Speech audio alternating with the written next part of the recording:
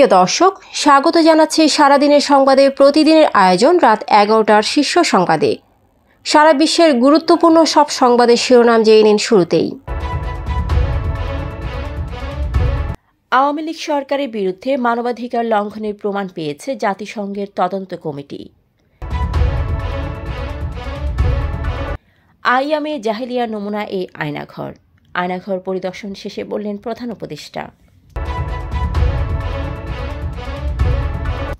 Operation devil হান্টে সারা দেশে গ্রেপ্তার ১৬৮৬। সারা দেশে ১৫০টি স্টেডিয়ামের নাম পরিবর্তন। এবার এস আলম ও তার পরিবারের নামে থাকা ৫,০০০ কোটি টাকার শেয়ার অবরুদ্ধের আদেশ। আওয়ামী লীগ নিষিদ্ধের দাবি হাসনাত আবদুল্লাহর। নিষিদ্ধের বিষয়ে কিছু জানেন না বললেন স্বরাষ্ট্র উপদেষ্টা। জাতীয় নির্বাচন আয়োজনে ইসির চাহিদা ২৮০০ কোটি টাকা। শেখ হাসিনার বক্তব্য ভারতের জন্য জটিলতা তৈরি করেছে, মন্তব্য শশী থারুর। ব্রিটেনের শিশুদের খেলার মাঠ থেকে দ্বিতীয় বিশ্বযুদ্ধের ১৭৫টি বোমা উদ্ধার। অন্তর্বর্তী সরকার বৈধ ও জনগণের ইচ্ছার প্রতিফলন বলছে হাইকোর্ট। প্রিয় দর্শক, এবারে জেনে নিন বিস্তারিত। ফ্যাশন ব্র্যান্ড মানে আর্ট। জাতিসংঘের তথ্য অনুসন্ধানকারী দল গত জুলাই আগস্টে বাংলাদেশে শেখ হাসিনা সরকার ও আওয়ামী লীগ নেতৃত্বের বিরুদ্ধে মানবাধিকার লঙ্ঘনের প্রমাণ পেয়েছে। ১ জুলাই থেকে ১৫ আগস্ট পর্যন্ত আন্দোলন দমনে সরকারের কর্মকাণ্ড পুঙ্খানুপুঙ্খভাবে তদন্ত করে প্রতিবেদন তৈরি করেছে জাতিসংঘের মানবাধিকার বিষয়ক হাই কমিশনারের কার্যালয় ও HCHR।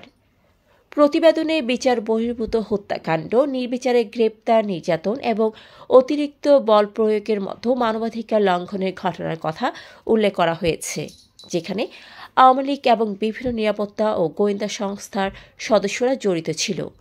এছাড়াও প্রতিবেদনে বলা হয়েছে ১ জুলাই থেকে ১৫ আগস্টের মধ্যে ১,৪০০ জনেরও বেশি মানুষ নিহত এবং হাজার হাজার মানুষ আহত হয়েছেন, যাদের অধিকাংশ নিরাপত্তা বাহিনীর গুলিতে আহত হন। প্রধান উপদেষ্টা অধ্যাপক ড. মোহাম্মদ ইউনূস বলেছেন, আওয়ামী লীগ সরকার সর্বক্ষেত্রে আইয়ামে জাহেলিয়া প্রতিষ্ঠা করে গেছে। আয়নাঘর তার একটি নমুনা। যে খোপড়ির মধ্যে বন্দীতে রাখা হয়েছে, গ্রামের মুরগির খাঁচাও এর চেয়ে বড় হয়। তাদের মাসের পর মাস, বছরের পর বছর এভাবে বন্দী করে রাখা হয়েছে। মানুষ হিসেবে সামান্য মানবিক অধিকার থেকেও তাদের বঞ্চিত করা হয়েছে। বুধবার আয়নাঘর পরিদর্শন শেষে এসব কথা বলেন তিনি। অন্যদিকে রাজধানীর ফরেন সার্ভিস একাডেমিতে আয়োজিত সংবাদ ব্রিফিংয়ে প্রধান উপদেষ্টার প্রেস সচিব শফিকুল আলম জানিয়েছেন, সারা দেশে আয়নাঘরের সংখ্যা ৭০০ থেকে ৮০০ এর বেশি মতো হবে এবং তা খুঁজে বের করা হবে। গত ২৪ ঘণ্টায় সারা দেশে অপারেশন ডেভিল হান্ট অভিযানের আওতায় ৫৯১ জন সহ মোট ১,৬৮৬ জনকে গ্রেপ্তার করা হয়েছে। বুধবার সন্ধ্যায় পুলিশ সদর দপ্তর থেকে এই তথ্য জানানো হয়। এতে বলা হয়েছে, অপারেশন ডেভিল হান্ট অভিযানের আওতায় ৫৯১ জনকে গ্রেপ্তার করা হয়েছে, আর অন্যান্য মামলা ও ওয়ারেন্টের আওতায় গ্রেপ্তার করা হয়েছে ১,১৯৫ জনকে। জাতীয় ক্রীড়া পরিষদ ১৫০টি উপজেলা মিনি স্টেডিয়ামের নাম পরিবর্তন করে নতুন নামকরণ করেছে। এখন থেকে এসব স্টেডিয়ামগুলোর নাম সংশ্লিষ্ট উপজেলার নামে হবে।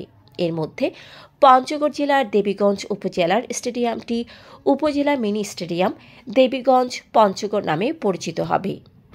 এনএসসি সচিব মোহাম্মদ আমিনুল ইসলাম আজ এ বিষয়ে একটি অফিস আদেশ জারি করেছেন, যা উপজেলা নির্বাহী অফিসার, বিভাগীয় কমিশনার, জেলা প্রশাসক ও অন্যান্য সংশ্লিষ্ট দফতরে প্রেরণ করা হয়েছে।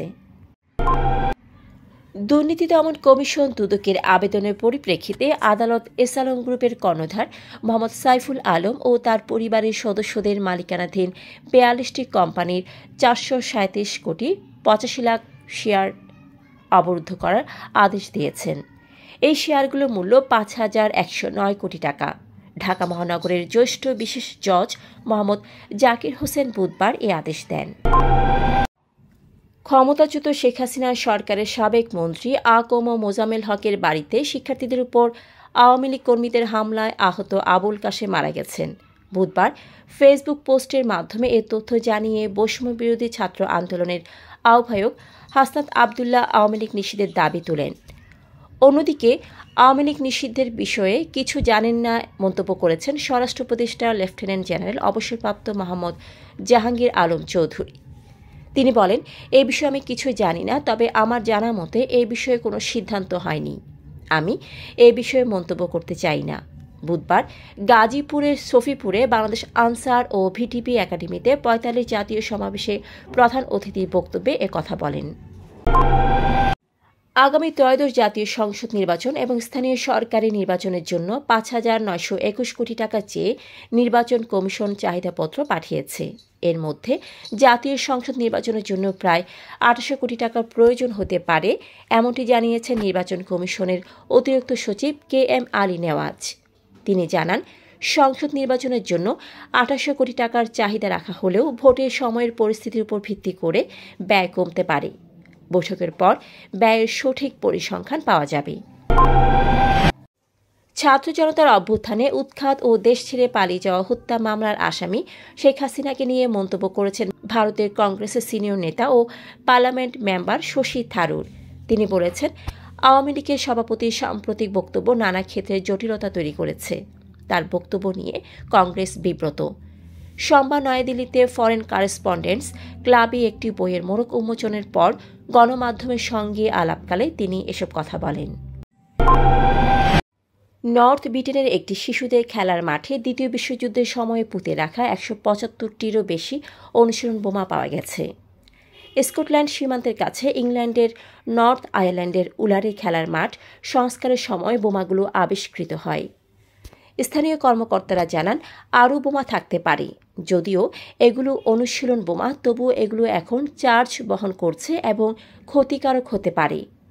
উদ্ধারকালে ফিউজ এবং অন্যান্য যন্ত্রাংশ অক্ষত অবস্থায় ছিল। ২০২৪ সালের ৫ই আগস্ট শেখ হাসিনার সরকারের পতনের পর ড. মোহাম্মদ ইউনূসের নেতৃত্বাধীন অন্তর্বর্তী সরকার আইনি ভিত্তি সম্পন্ন এবং জনগণের ইচ্ছার প্রতিফলন বলে মন্তব্য করেছে হাইকোর্ট। সংবিধানের ১০৬ অনুচ্ছেদ অনুযায়ী গঠিত সরকার নিয়ে করা রিট খারিজ করে বুধবার প্রকাশিত আদেশে এ কথা বলা হয়। আদালত জানায়, রাষ্ট্রপতি সুপ্রিম কোর্টের পরামর্শে অন্তর্বর্তী সরকার গঠন করেছেন, যা আইনি দলিল দ্বারা সমর্থিত। দর্শক, এতক্ষণ আমাদের সাথে থাকার জন্য ধন্যবাদ। প্রতি মুহূর্তে দেশ বিদেশের গুরুত্বপূর্ণ সব সংবাদ জানতে ভিজিট করুন www.সারাদিনেরসংবাদ.com ও চোখ রাখুন সারাদিনের সংবাদের অফিসিয়াল ফেসবুক পেজে।